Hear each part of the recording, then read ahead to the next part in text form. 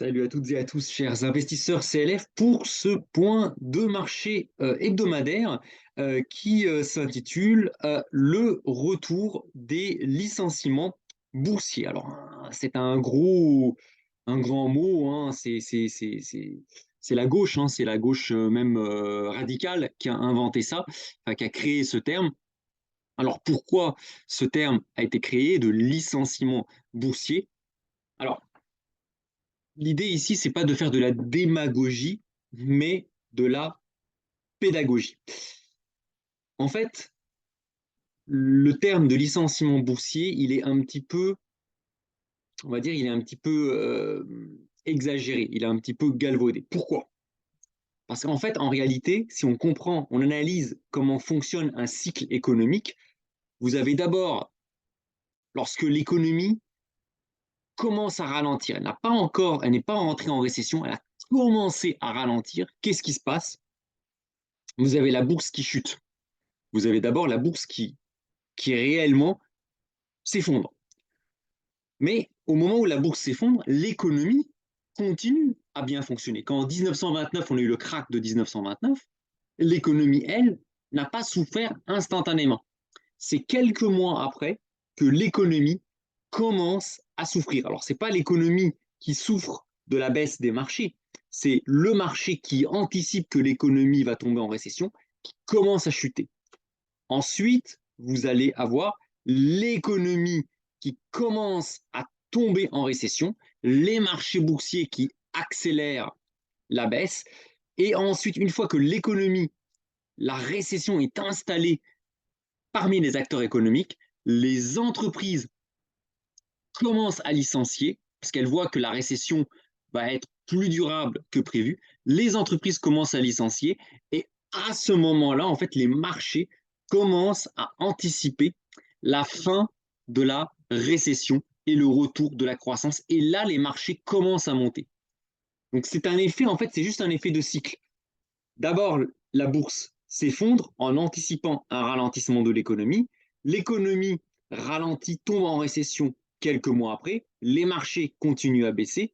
Puis, les entreprises qui réalisent que leur trésorerie n'est plus du tout, n'est pas bonne, commencent à licencier au moment souvent où les marchés anticipent la sortie de la crise économique et se mettent à monter.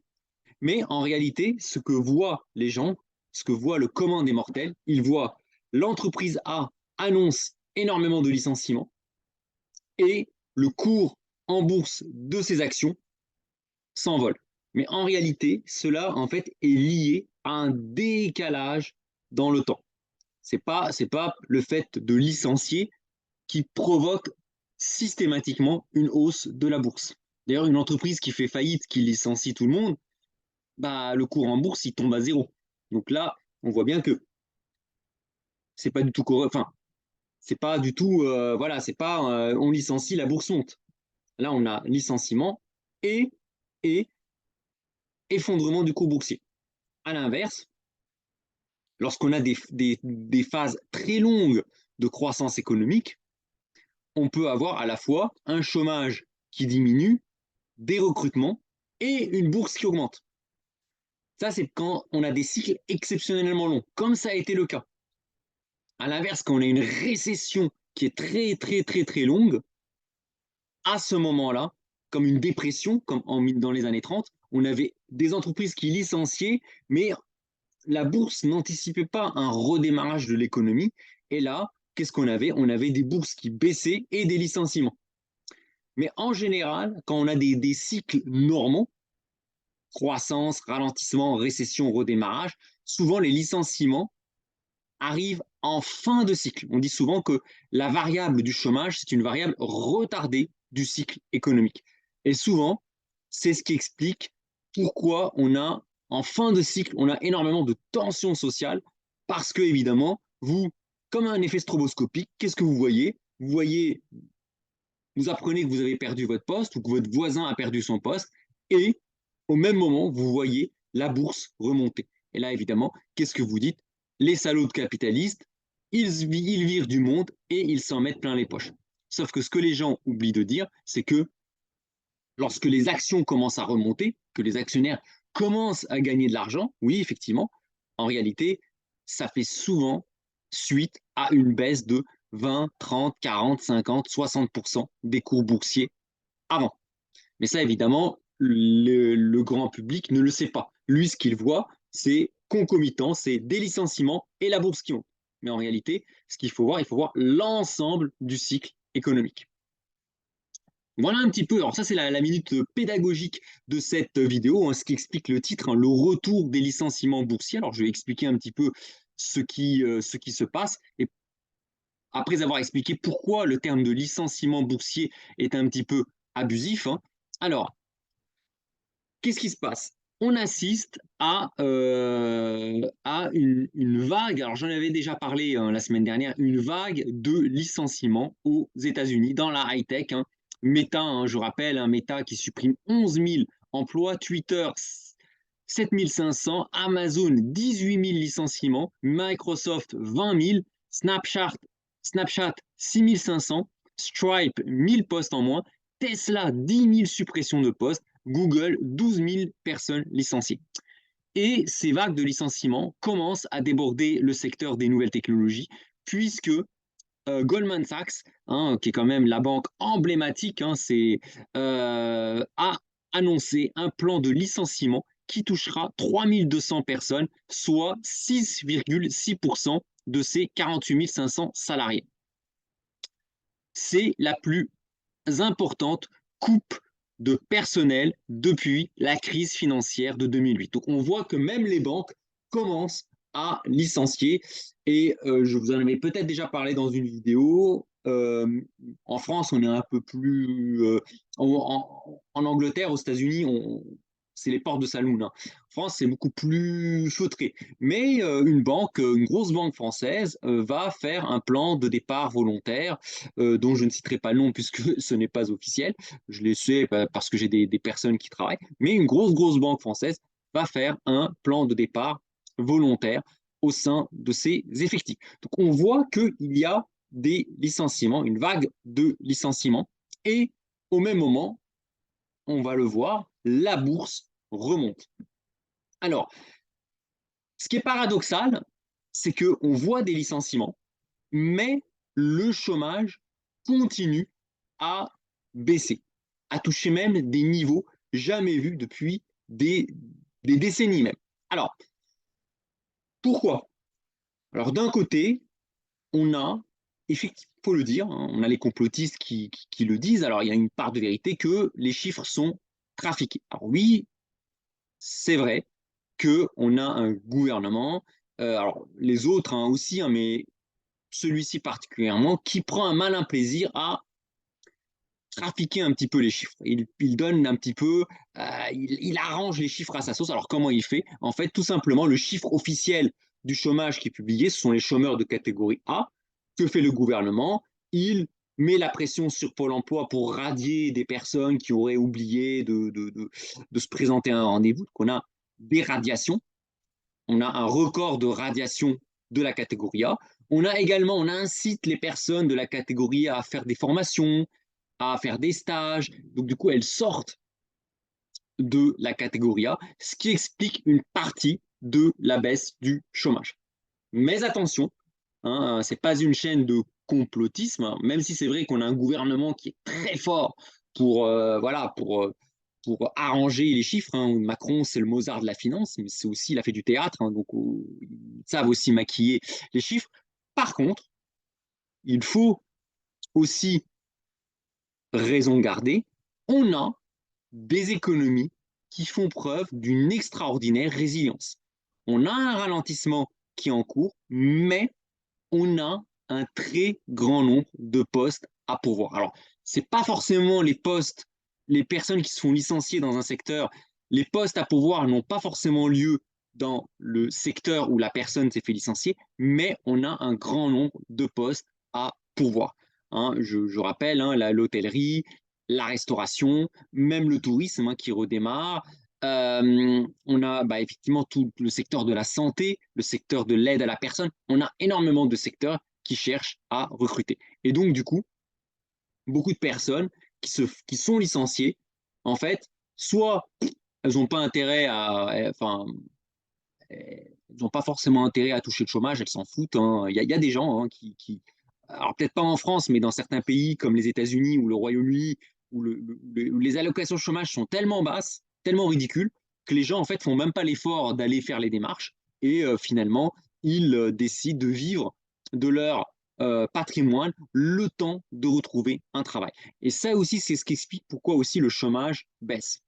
Et enfin, dernière raison, qui concerne aussi bien l'Europe que les États-Unis, il ne faut pas oublier que nous sommes dans des économies vieillissantes et on a de plus en plus de personnes qui partent à la retraite. Ce qui fait qu'on peut très très bien avoir des destructions de postes, mais si les destructions de postes sont inférieures au nombre de personnes qui partent à la retraite, qui n'est pas compensé par un nombre de personnes qui arrivent sur le marché du travail, des jeunes, ben on peut très très bien avoir des destructions d'emplois et une baisse du chômage. Donc ça, c'est aussi possible. Donc voilà un petit peu les trois raisons, hein, pourquoi on a des licenciements. On a une vague de licenciements qui arrive. Alors en France, pour le moment, on est un petit peu en retard par rapport aux États-Unis, c'est vrai. Mais pourquoi on a ça? Alors certes, il y a des traficotages de chiffres, ça c'est pas nouveau, mais on a aussi l'effet papy boom, les départs à la retraite, et on a une certaine résilience de l'économie. Donc, pour le moment, on n'est pas en hard landing avec des secteurs en pénurie qui compensent les secteurs qui licencient. Donc, voilà un petit peu sur l'actualité. On va passer maintenant assez rapidement sur les marchés. Les taux français ne baissent plus. Alors, on a eu une baisse, une détente des taux français après avoir culminé à plus de 3%. On a des taux français qui ont rebaissé à 2,40 et là, en fait, on est en train de stabiliser autour des 2,50, 2,60. Les taux américains, eux, continuent à baisser. Les investisseurs commencent à entrevoir ce qu'on appelle le pivot de la Fed, hein, la période où la Fed va arrêter de monter ses taux. Là, par contre, on a quand même une courbe des taux aux États-Unis qui est très, très, très fortement inversée. Et ça, en général, ça annonce plutôt une récession assez dure. Alors, sur les spreads, pas grand-chose à noter. Je passe assez vite sur les spreads entre la France et l'Allemagne et entre l'Italie et l'Allemagne. Attention, néanmoins, il va falloir surveiller comment vont se comporter les spreads dans les prochaines semaines et les prochains mois, parce que ça, c'est le talon d'Achille de la zone euro. Je rappelle que la zone euro, contrairement aux États-Unis, n'est pas une zone monétaire optimale.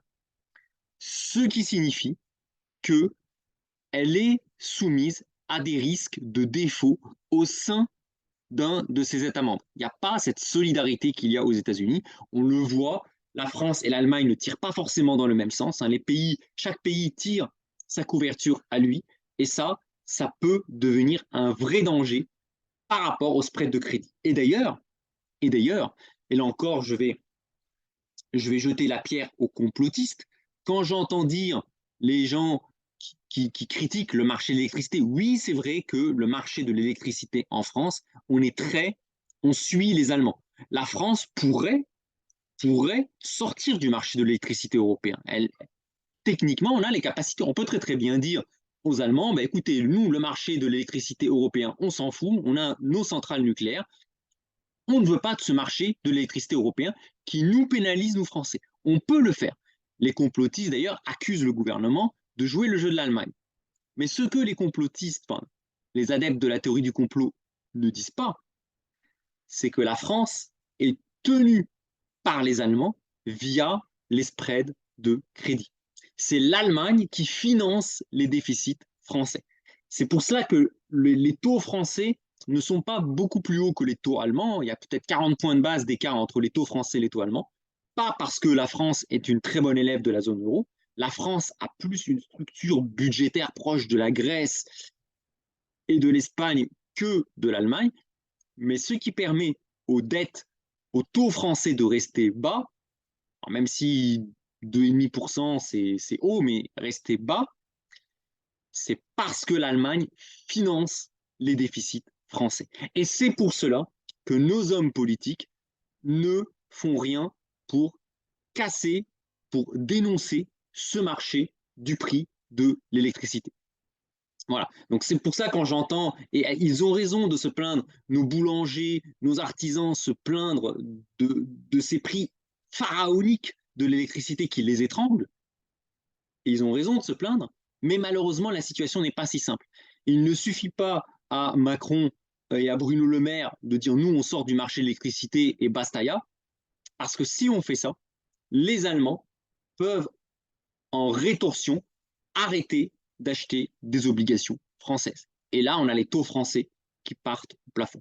C'est ce qui explique pourquoi, en fait, on est un peu coincé quelque part, on est obligé d'accepter un mauvais deal sur l'électricité. Les choses sont un petit peu plus compliquées que ça. La meilleure solution, ça serait de faire preuve d'une rigueur budgétaire. Et c'est ce qui explique pourquoi le gouvernement essaye de faire passer sa réforme des retraites. Le gouvernement veut donner des gages au marché, comme quoi la France est capable d'être rigoureuse sur la maîtrise de ses déficits publics. Donc vous voyez, moi je critique beaucoup le gouvernement, enfin vous le savez, les dirigeants, on a des dirigeants qu'on mérite pas vraiment, mais force est de constater que il y a, il y a une cohérence dans tout ça. Pourquoi on ne dénonce pas le système de l'électricité? Pourquoi on essaye de faire passer des réformes sur les retraites? Pourquoi on a réformé l'assurance chômage? Tout ça, il y a une logique budgétaire. La France veut se protéger contre une attaque des marchés sur sa dette au cas où la France devait se crisper avec l'Allemagne sur différents sujets. Il y a le marché de l'électricité, mais il y a aussi la question de la Russie. L'Allemagne aura tendance, hein, là je reprends un petit peu les thèses de Philippe Fabry, si jamais la Russie euh, résiste face à l'OTAN et commence à marquer des points en Ukraine, commence à avancer avec ce rouleau compresseur, hein, il y a des chances que les Allemands finissent par tendre la main à la Russie, ce qui mettra à mal le couple franco-allemand. Ce qui n'est pas d'ailleurs dans l'intérêt de la France. La France n'a pas nécessairement intérêt à s'allier à la Russie, contrairement à l'Allemagne qui a toujours finalement gagné grâce à des alliances avec la Russie. Là, moi, je ne suis pas historien, je reprends les textes de Philippe Fabry qui fait des choses vraiment très, très intéressantes. Donc voilà un peu, alors on sort un petit peu de l'investissement, mais c'est important de comprendre un petit peu tout ça. Hein. Licenciement boursier, réforme, etc. Tout ça, il y a un tout. Il y a un tout. Les licenciements boursiers, c'est souvent une variable retardée du cycle économique, ce qui explique pourquoi on a la bourse qui monte et les licenciements qui montent également, tout comme les réformes que fait passer le gouvernement. Voilà. Alors après, moi, j'aurais peut-être d'autres choses à reprocher au gouvernement, notamment les collusions, hein, le capitalisme de connivence, pour reprendre les termes de Olivier Delamarche et de Charles Gave. On a un capitalisme de connivence qui lie les grandes fortunes et les hommes politiques. Je vais en reparler d'ailleurs au moment de parler des actions. Alors, sur le Forex, l'euro continue son embardée haussière. On est même revenu au-dessus du niveau d'avant la guerre en Ukraine. Donc ça, c'est très très bien. Attention toutefois, hein, là on va commencer, alors après les gens qui vous disaient que l'euro allait à 0,50, on va avoir des gens qui vont commencer à vous dire que ça y est, le dollar est mort et que maintenant vive l'euro. Attention à ne pas tomber dans l'excès inverse. Il y a énormément de réserves que j'ai vis-à-vis de la zone euro. La zone euro est tributaire de l'énergie, qu'elle soit russe ou américaine. Donc quand vous êtes dépendant de l'énergie des autres et des matières premières des autres, votre monnaie, elle est en danger. Primo. Secondo, on n'est pas du tout à l'abri d'un envenimement de la crise en Ukraine. Je rappelle que on a décidé de livrer des chars lourds aux Ukrainiens pour taper dans le territoire russe. Et d'un autre côté, les Russes continuent une mobilisation générale pour combattre en Ukraine. Donc là, on est en train de rentrer dans un engrenage qui peut être assez dangereux pour l'Europe, surtout. Hein, les États-Unis sont un petit peu loin du champ des opérations, mais surtout pour l'Europe. Et ça peut mettre en danger l'euro. Troisième dangers. Donc, premier, les matières premières. Deuxième, la guerre en Ukraine. Troisième, la zone euro, je le rappelle, n'est pas une zone monétaire optimale. Pour le moment, le marché fait comme si l'Allemagne, la France, l'Espagne, c'est la même dette. Mais ce n'est pas vrai. Ce n'est pas vrai. Et au fur et à mesure que la BCE va monter ses taux, ce qui explique pourquoi aussi l'euro monte, plus la Banque centrale européenne va monter ses taux, plus on a un risque de tension sur les dettes des pays de la zone périphérique. Et là, dès lors que les marchés verront qu'il y a des tensions entre les différents pays, vous allez avoir des spreads qui vont s'écarter, la BCE qui va devoir faire quelque chose pour éviter un risque d'éclatement de la zone euro, et vous aurez votre euro qui rebaissera. Attention à ne pas s'emballer avec la hausse de l'euro. Alors, l'euro, évidemment, remonte aussi face au franc suisse. Hein. Alors ça, c'est un phénomène plutôt de retour de l'appétit pour le risque. Par contre, il plafonne contre la livre sterling, non pas lié à la faiblesse de l'euro, mais à la livre sterling qui a arrêté de s'affaiblir. Voilà un peu sur le marché des changes. Je vais attaquer maintenant le marché des actions. Et on commence par le CAC 40, hein, le CAC 40 qui est en train de sérieusement taper, hein, titiller la zone des 7120 points. Si jamais le CAC 40 passe la barre des 7120, 7180 points, il aura effacé toutes ses pertes. On a aussi LVMH qui a publié d'excellents résultats. Bon, l'action ne s'est pas envolée, mais ça a été tellement anticipé que finalement, l'action LVMH consolide, mais consolide très légèrement autour des 800 $ l'action. Et c'est là, en fait, que je vais finalement, après avoir quand même critiqué hein, les complotistes en tout genre, bah là, je vais jeter une pierre un peu à certains patrons qui commencent à attraper le melon, comme on dit. Alors, qu'est-ce qui s'est passé donc, LVMH a publié de très bons résultats. Hein, bravo, chapeau bas, très très bien. Et à la question d'un journaliste qui demandait au PDG de LVMH, donc Bernard Arnault, s'il trouvait ça normal qu'il y ait autant d'écart entre son patrimoine et le patrimoine moyen des Français, Bernard Arnault a été assez hautain quelque part. Hein. Alors là, je reprends aussi les termes de Philippe Béchade, hein, qui n'est pas un communiste. Hein. Philippe Béchade, je vous encourage à suivre ses vidéos. Hein. Tous les jours, il fait une vidéo sur les marchés. C'est vraiment un très très bon analyste, hein, Philippe Béchade. Et là, il s'est permis de critiquer Bernard Arnault, et à juste titre. En fait, qu'est-ce qui s'est passé? Donc, un journaliste qui demande à Bernard Arnault s'il comprend finalement la détresse de beaucoup de Français dont le patrimoine moyen se situe 400 000 fois, hein, je dis bien 400 000 fois en dessous du sien. Et Bernard Arnault a rétoqué que les Français ne comprennent pas grand-chose à l'économie et qu'il n'était pas surpris que les gens ne soient pas contents de ces écarts de salaire et de richesse parce que les gens ne comprennent rien, pas grand-chose à l'économie. Donc ça, c'est un peu condescendant quelque part. Hein. C'est un peu condescendant. Alors oui, c'est vrai que en France, on n'a pas nécessairement une culture financière, contrairement aux Américains. C'est vrai. Mais, mais, c'est ça un peu qui est sournois, nos médias mainstream ne font rien pour éduquer la population française à l'économie et à la finance. Et qui détient les gros médias? Des gens comme Bernard Arnault. Donc c'est ça un petit peu qui est un petit peu sournois, quelque part, c'est qu'on reproche aux Français de ne pas connaître grand-chose à l'économie, mais d'un autre côté, ces grands patrons qui critiquent les Français de ne pas connaître grand-chose à l'économie achètent des journaux, et dans les journaux, qu'est-ce qu'on fait? On balance des trucs de l'actualité légère, entre guillemets. Donc on ne fait rien pour permettre aux Français de s'éduquer à l'économie.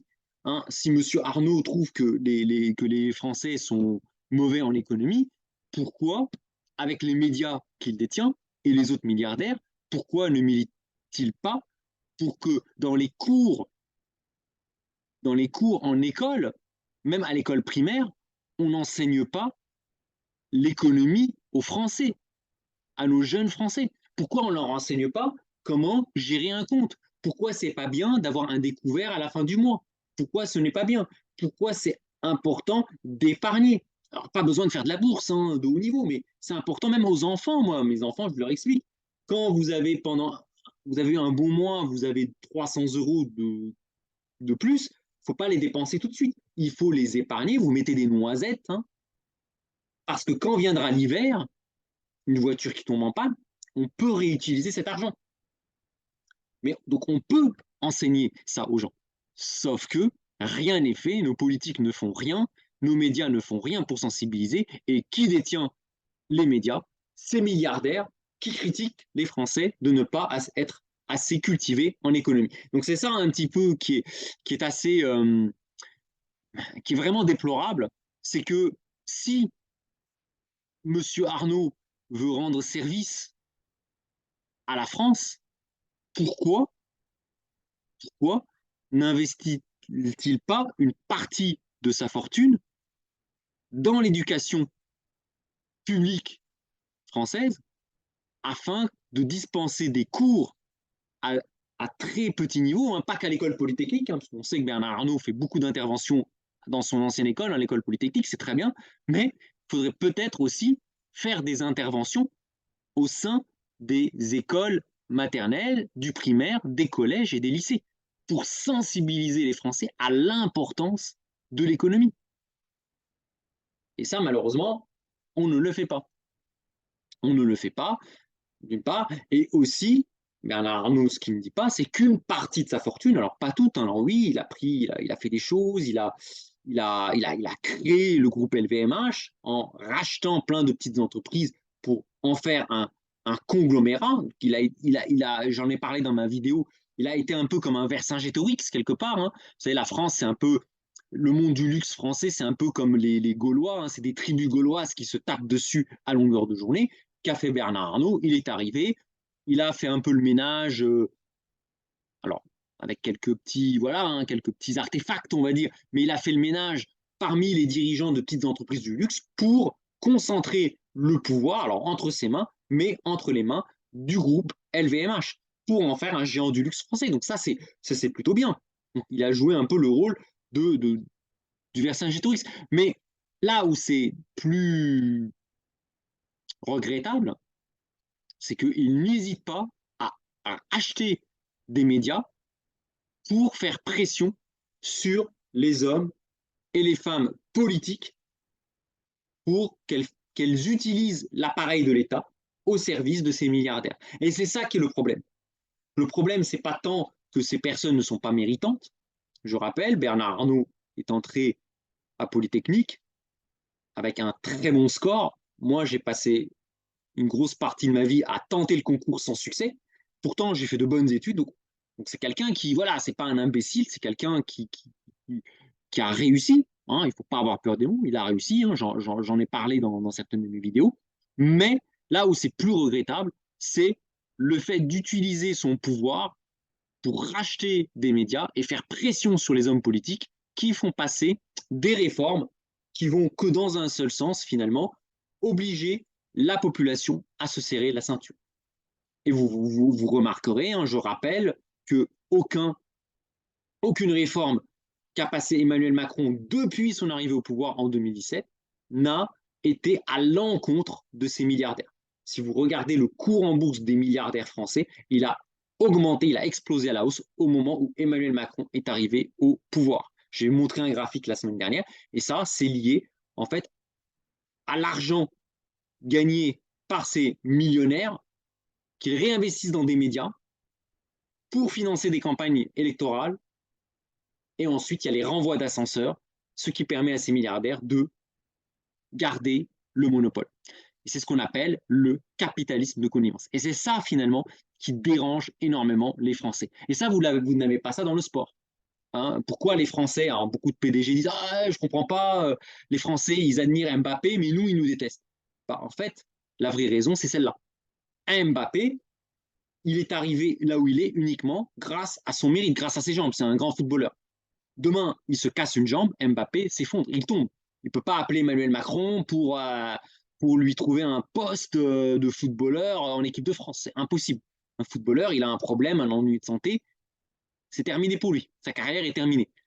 Alors que nos PDG, nos dirigeants, nos milliardaires, qu'est-ce qu'ils font? Bah, ils se tirent la bourre les uns aux autres, ils jouent de leurs relations avec les politiques. Et c'est ça que les Français trouvent ça révoltant. C'est ce qu'on appelle, ce n'est pas du libéralisme, c'est du capitalisme de connivence.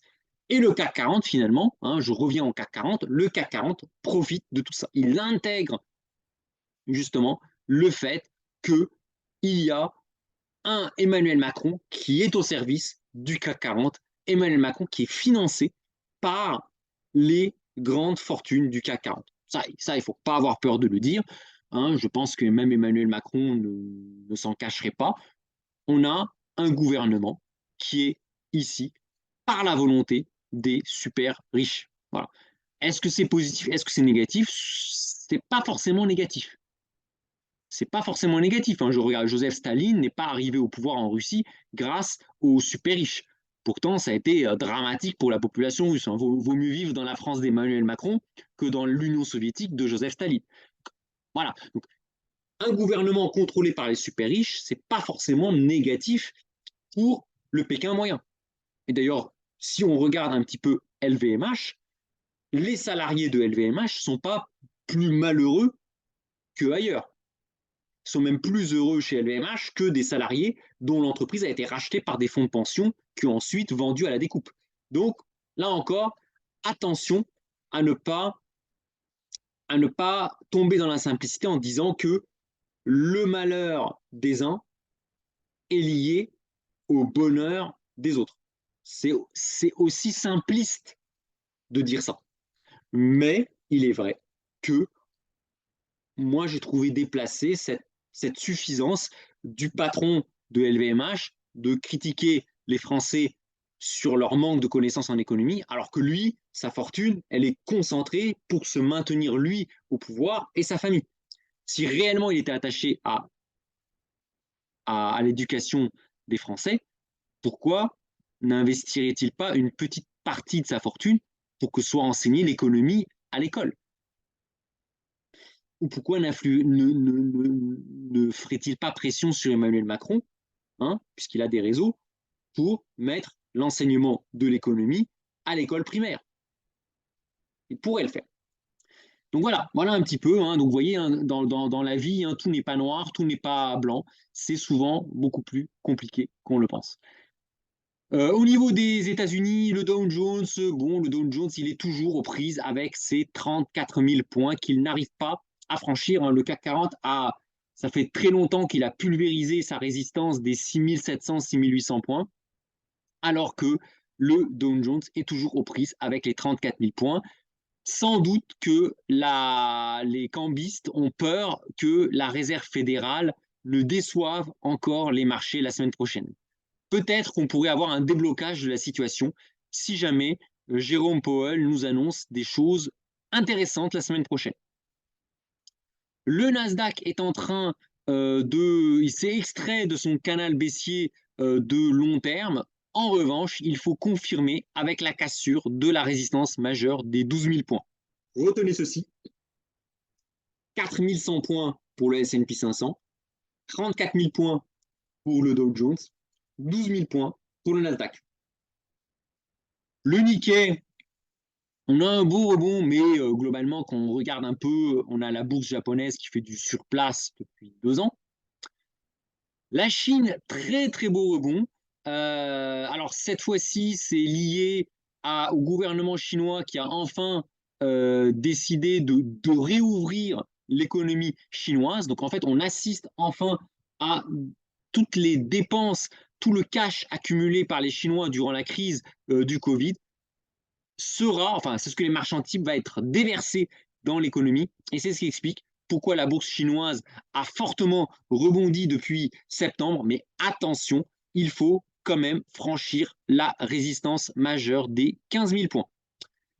En Inde, alors pour le coup, l'Inde, c'est pas terrible. Hein. L'Inde a eu une très belle année 2022. Hein. C'est une des rares bourses qui a bien performé en 2022. Mais sur l'année 2023, on a la bourse indienne qui perd quasiment 10% depuis le début de l'année 2023. L'Afrique du Sud, toujours plus haut. L'Afrique du Sud, hein, c'est une des bourses qui performe le plus.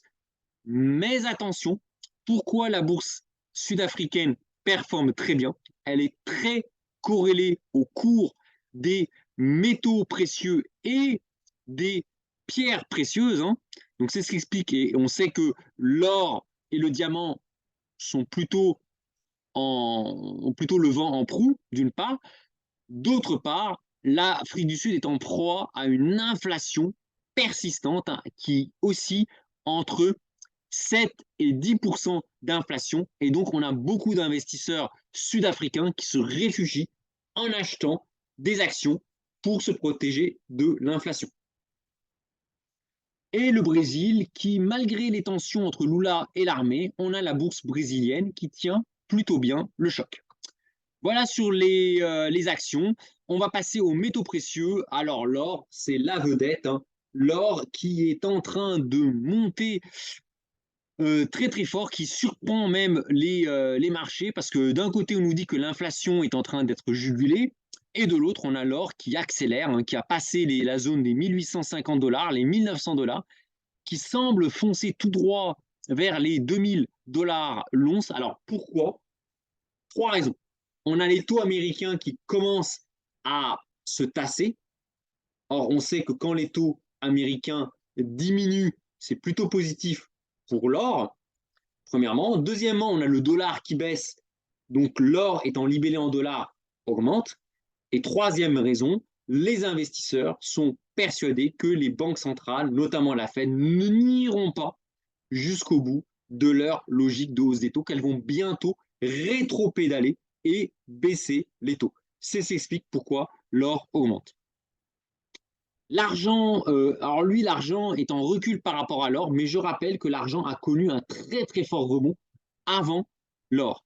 C'est-à-dire que quand l'or était à 1700 $ l'once, l'argent avait déjà cassé la zone des 20-21 $ l'once. Donc l'argent est en retard par rapport à l'or, et là l'argent est en train de yoyoter autour des 24 $ l'once. Pour le palladium, alors le palladium est à contre-courant de l'or, il est vraiment sous pression, et on est en train de tester les plus bas à 1650 $. Attention à ne pas casser cette zone.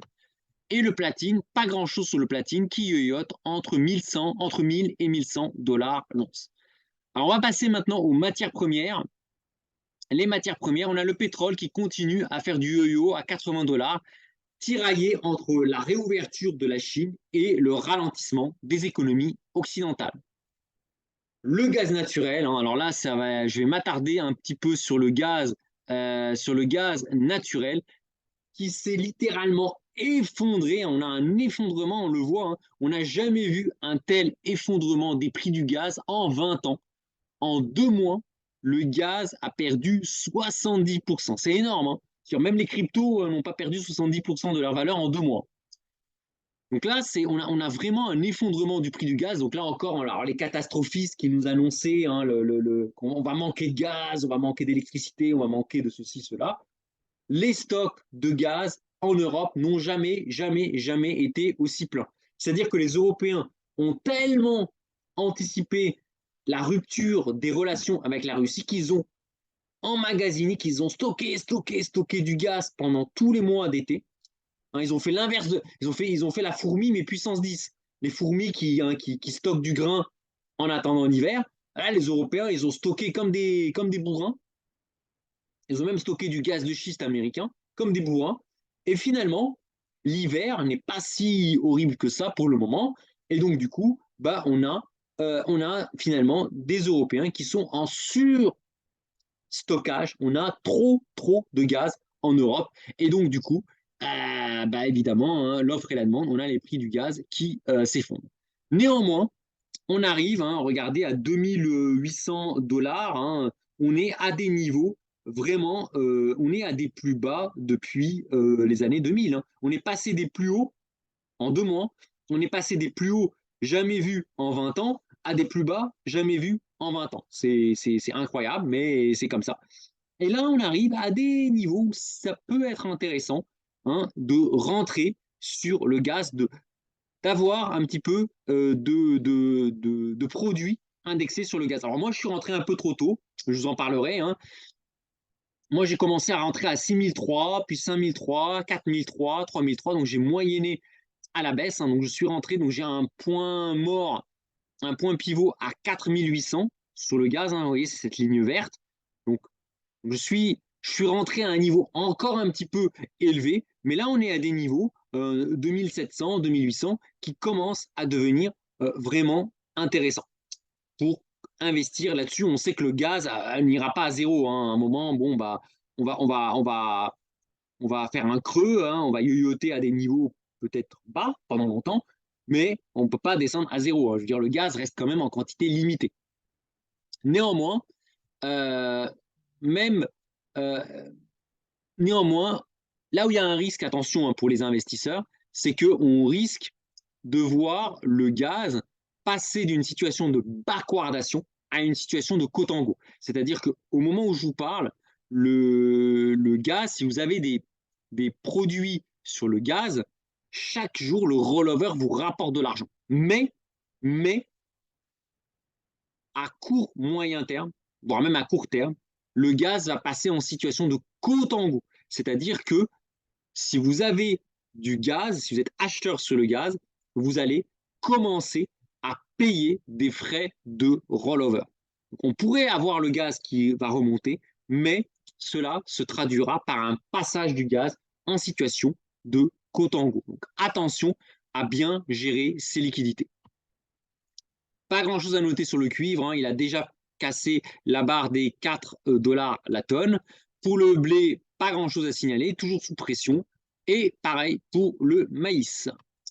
On termine sur les crypto-monnaies. Le Bitcoin, ça y est, hein, le Bitcoin continue à très bien s'apprécier. On a cette remontada, là, regardez un petit peu cette remontée. On est passé de 15 500 points à 22 000 points. C'est quasiment une hausse de 50%, hein. C'est énorme. Bon, attention, on a perdu 70%, hein. Donc, pour compenser une baisse de 70%, il ne faut pas 50% de hausse, hein. Il faut au moins 400, 500% de hausse. Donc, attention, on a eu un très beau rebond du Bitcoin, mais on est très loin du compte. Tant que la zone des 25 000 dollars, le Bitcoin n'est pas cassé, on ne peut pas encore parler de retournement de tendance. Pareil pour l'Ether, hein. L'Ether a très fortement rebondi, hein. On est passé de 1200, de même 1000 à 1500, donc 50% de hausse sur l'Ethereum. Mais là encore, attention, on a cette zone des 2000 dollars qui va servir de résistance majeure. Voilà un petit peu sur ce que j'avais à dire sur les marchés. Je vais faire un focus rapide sur mon portefeuille. Assez décevant, hein, je vais être cash avec vous, hein, assez décevant. Je suis à moins 8,15% depuis début 2022, alors que le CAC 40, lui, pour le coup, il a quasiment effacé toutes ses pertes depuis début 2022. Je suis à moins 3% depuis le début de l'année 2023. Pourquoi? Tout simplement parce que j'ai énormément de positions sur le gaz, hein. J'ai une grosse position sur le gaz naturel. Et c'est en fait ce qui explique, hein, si on regarde le détail de mes plus ou moins values, en fait, en fait, je suis à 1000, enfin, en gros, il me faut 4000, à peu près 4000 euros pour revenir à l'équilibre au début de l'année 2022, et mes moins-values sur le gaz se chiffrent à 4000 euros. Donc, on voit très clairement que ce sont mes positions prises sur le gaz qui expliquent l'intégralité de mes moins-values actuelles. C'est-à-dire, si j'enlève mes positions sur le gaz, je suis revenu à l'équilibre, hein, sur les actions, le forex, les métaux précieux, les cryptos. Je suis revenu à l'équilibre depuis début 2022. Mais évidemment, j'ai fait l'erreur d'avoir pris position sur le gaz un petit peu trop rapidement. Mais c'est pas grave, hein. Mes positions sur le gaz représentent à peu près 12 ou 13% de mon portefeuille. Donc, je peux facilement tenir la position pendant des mois et des mois. Il faudra juste psychologiquement accepter d'avoir un rollover négatif pour moi, hein, d'être en situation de contango. Donc ça, voilà, il va falloir s'accrocher psychologiquement. Mais si j'arrive à passer cette période psychologiquement compliqué d'être en contango, le gaz finira par remonter et je pourrai retrouver mes petits. Donc ça, c'est le portefeuille et ça, c'est l'allocation graphique. Alors, en conclusion, euh, après les échecs des adeptes de l'effondrement à nous annoncer la fin du monde, hein, clairement, ils ont échoué, hein, deux courants s'affrontent. On a maintenant les adeptes des hausses perpétuelles, hein, ce que j'appelle les dogs de Bordeaux. Hein. Dogs de Bordeaux, hein, ce sont des gens qui sont clairement haussiers, ils ont toujours été haussiers, ils ont toujours cru au marché boursier, et là, on les entend aboyer. Là, ça aboie très très fort. Là, on commence à vous expliquer que le CAC 40 va aller à 8000 points, que LVMH va aller à 1000 euros. Hein. On va commencer à avoir des gens qui vont vous parler de la hausse perpétuelle des marchés. Attention à ne pas les écouter. Hein, tout comme je vous disais, attention à ne pas écouter les effondristes, attention non plus à ne pas sombrer dans l'optimisme BA. Premier courant. Deuxième courant, on a les tenants de la révolution sociale très remontés sur le fait qu'on a d'un côté des licenciements et de l'autre la hausse des cours boursiers. Et du coup, on a beaucoup de gens qui vont vous expliquer que c'est la faute des méchants capitalistes qui profitent des licenciements pour s'en mettre plein les fous. Attention, ce que ces personnes oublient de vous dire, c'est que les marchés augmentent parce qu'elles anticipent un redémarrage de l'économie dans quelques mois, voire 1 ou 2 ans, parce qu'elles ne croient pas en la sévérité de la récession, et de l'autre, des entreprises qui, après avoir vu leurs comptes se dégrader avec la baisse de la bourse, commencent à licencier. Attention à cet effet d'optique. Conseil numéro 1, méfiez-vous des influenceurs qui n'arrêtent pas de vous annoncer la fin du monde. Je le rappelle, je le redis, hein, les systèmes sont beaucoup plus résilients qu'on ne peut l'imaginer. Néanmoins, il faudra surveiller plusieurs choses. Le développement de la crise en Ukraine prend un tour mauvais. Ça pourrait vraiment dégénérer parce qu'on a vraiment d'un côté une volonté des Occidentaux de fournir de l'armement lourd aux Ukrainiens capables de taper la Russie, et de l'autre, la Russie qui ne veut absolument pas accepter la défaite. Ça, c'est indépendant de Poutine. Poutine, aujourd'hui, il est beaucoup plus menacé par son extrême droite, hein, notamment Kadyrov ou le patron de la milice Wagner, Prigogine, pardon, que par les pacifistes.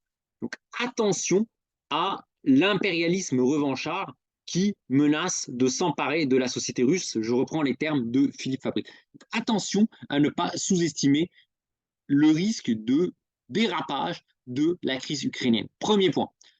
Deuxième point, les spreads de crédit. Les marchés ne price absolument pas le fait que les pays de la zone euro ne sont pas du tout dans le même sac. Et là, je vous invite à suivre les vidéos de Marc Touati qui parle clairement. On a d'un côté l'Allemagne qui est très résiliente, qui a une politique budgétaire très rigoureuse, et de l'autre, on a des pays latins, entre guillemets, qui ont énormément de mal à gérer leurs finances publiques. Et ça peut se voir avec les spreads de crédit. Donc, surveillez l'évolution des spreads entre les différents pays de la zone euro. Deuxième point à surveiller. Troisième point à surveiller, en France, il faut surveiller la fronde grandissante sur le régime des retraites. Sondage très inquiétant pour le gouvernement. 75% des Français sont actuellement opposés à la réforme des retraites. Ils étaient que 59% il y a encore un mois. On est à 75%. Et 59% des Français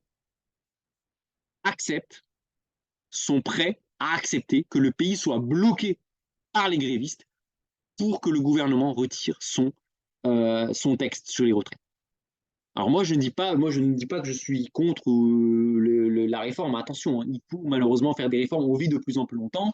Il faut travailler de plus en plus longtemps ou économiser, investir pour partir plutôt à la retraite, faire soi-même sa propre retraite par capitalisation, hein, investir, investissez, Formez-vous à la bourse, faites appel à un conseiller en gestion de patrimoine. Ça, c'est important. Mais il y a un vrai risque que ça dérape d'un point de vue social entre la rue et le gouvernement. Surtout si pendant ce temps-là, vous avez des gens comme Bernard Arnault qui balancent de l'huile sur le feu en prenant les gens de haut et disent que les gens ne connaissent rien à l'économie. Et j'ai envie de lui dire, ok gars, t'es milliardaire, t'as 200 milliards, bordel, tu connais très bien Emmanuel Macron, faites quelque chose pour former les gens. Si les gens ne connaissent rien à l'économie, c'est parce que on ne leur apprend pas l'économie à l'école. Donc, bordel, vous avez des milliards, utilisez cet argent pour sensibiliser les gens. Hein. Ça ne sert à rien de faire des cours d'économie qu'à l'école polytechnique ou à HEC. Il faut enseigner l'économie dès le plus jeune âge. Moi, en tout cas, mes enfants qui ont moins de 10 ans, ma fille qui a moins de 10 ans, ma fille aînée qui a 12 ans, je leur apprends l'économie et la finance dès, dès le plus jeune âge. Donc voilà. Donc ça peut être, ça peut assez chauffer. Donc conseil numéro 2, privilégiez la diversification. Ne succombez pas au FOMO, hein, donc à acheter n'importe quoi, et vraiment, vraiment, vraiment investissez. Sensibilisez-vous à l'investissement. Apprenez à investir ou faites appel à un conseiller en gestion de patrimoine. Il y a des conseillers en gestion de patrimoine qui ne sont pas des vendeurs de Pinel, des vendeurs de je ne sais pas quoi, de Girardin, de PER, de tout ce que vous voulez. Tous les conseillers en gestion de patrimoine ne sont pas des gredins. Hein, dans toute profession, vous avez des gens bien et des gens moins bien. Donc, essayez de vous rapprocher de personnes qui vont vraiment vous faire un vrai conseil en gestion de patrimoine. Et il y en a. Et il y en a. Ou, si vous n'avez pas envie de voir quelqu'un vous accompagner dans la gestion de vos finances personnelles, formez-vous. Il y a énormément de choses sur YouTube qui sont gratuites. Tout ce que je fais, c'est gratuit. Dans ma chaîne, vous pouvez aller sur ma chaîne, il n'y a pas besoin d'être adhérent, etc. Vous pouvez vous former gratuitement. Mais il faut passer du temps. Voilà. À surveiller, donc, les 2 prochaines semaines, l'évolution du conflit en Ukraine, la grève du 31 janvier 2023 qui peut déraper, qui peut faire tache d'huile, et sur un plan économique, les chiffres du CPI et la réunion du FOMC, de la Fed aux États-Unis, hein, où on s'attend, le marché s'attend à une hausse de 25 points de base des taux de la Fed. Voilà un petit peu sur ce que j'avais à dire sur cette vidéo. Voilà, donc j'ai essayé d'être le plus factuel possible. Hein, vous voyez, hein, je ne passe pas mon temps à taper sur un tel ou une telle. J'essaye d'être le plus réaliste. Hein. Les gens qui crient à la théorie du complot, attention. Hein, c'est pas, voilà, la théorie du complot, c'est un peu exagéré. Attention aussi à ne pas faire des raccourcis entre les licenciements et la bourse qui monte. C'est un peu plus compliqué que ça. Mais aussi, hein, il n'y a pas de fumée sans feu. Nos dirigeants qui ont bien réussi, il n'y a pas de problème. Hein, Pinault, Arnault, Lagardère, tout ça, très très bien, ils ont réussi. Mais plutôt que de critiquer bêtement les Français, qu'ils utilisent leur pouvoir d'influence, hein, pour faire pression sur nos politiques, pour enseigner l'économie à l'école. Et là, on aura des Français plus éduqués à l'économie. Voilà. Ben voilà en tout cas ce que j'avais à dire sur ce point de marché. Je vous souhaite un excellent week-end. Prenez bien soin de vous, de vos proches, et je vous dis à dans une semaine pour un nouveau point de marché. Salut tout le monde!